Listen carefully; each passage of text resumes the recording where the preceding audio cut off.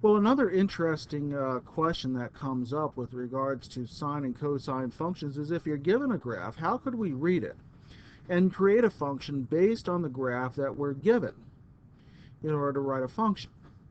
Well, this is where we definitely need the model. And let's go through it again. The model goes like this. We're told that if we have a sine function, we're specifically looking for sine in this case, y is equal to some constant a times the sine of the quantities bx plus c. So we're looking to somehow write a function that sine function that will fit this situation that we see right here on this graph. So how do we do it? In this case, we can already tell a couple of things. First of all, our amplitude is equal to the absolute value of a, and in this case, if it's a sine function, I'm going to concentrate on this one cycle that I see here, and I'll put it in green, that starts at negative pi over 6, and as you can see, continues on to 2 pi over 3 at the end of its cycle. So if I do that, I notice that it looks like a sine function that has not been reflected. And so our amplitude in this case is going to be 4. So we're going to say that 4 is actually equal to A. All right. So right away, that's one of the easy ones that we can get. What else can we say?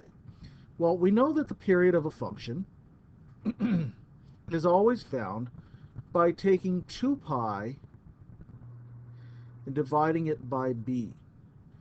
Now, we don't know what b is, but we do know what the period is. How do we know? We take the ending value of our cycle and subtract the beginning value. So if I take 2 pi over 3 and I subtract negative pi over 6, which is where this begins, I'm going to get 2 pi over 3 plus pi over 6, 2 pi over 3 plus pi over 6,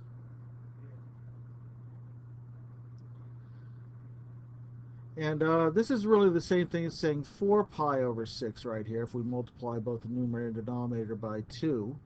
So we get 4 pi over 6 plus pi over 6, which is going to become 5 pi over 6. So that's our period.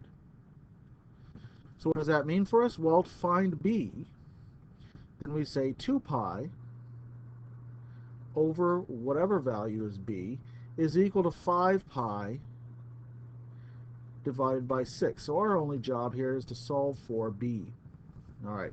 Well, a little bit of algebra time right here. That means I could multiply both sides by 6, divide both sides by 5 pi, multiply both sides by b. I'm going to get b is equal to 2 pi times 6, that's 12, divided by 5 pi. And so I'm actually going to find 12 over 5 is my value for b. Now, I know that might seem something that's kind of difficult right here, but let me do one more thing. Now, the next thing we have to do is we have to account for the phase shift. So now we've got b. Now we've got a.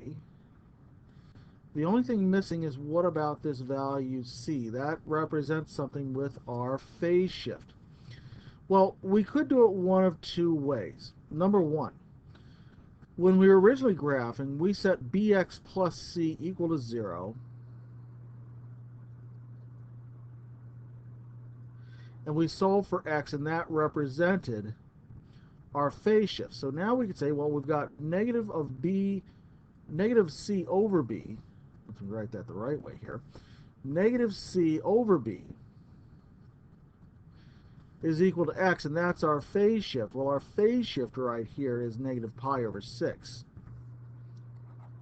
The actual phase shift is pi over 6 to the left.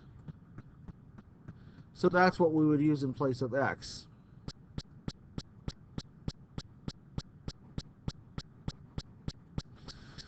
But let me show you a trick that's kind of cool.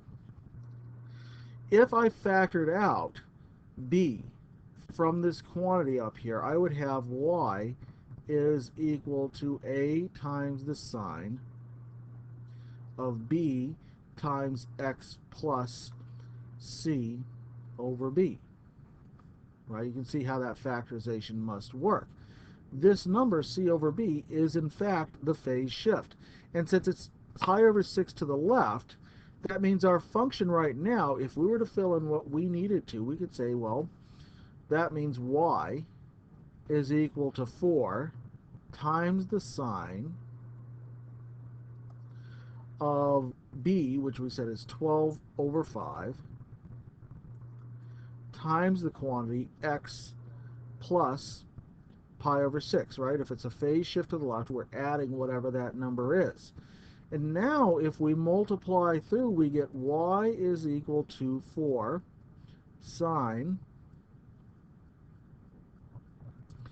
of the quantity 12/5 x plus, let's see, 12/5 times pi over 6. I'll just do that off to the side. 12 over 5 times pi over 6. 12 and 6 divided gives us 2, so it's 2 pi over 5. And this would be our function that represents the graph that you see here.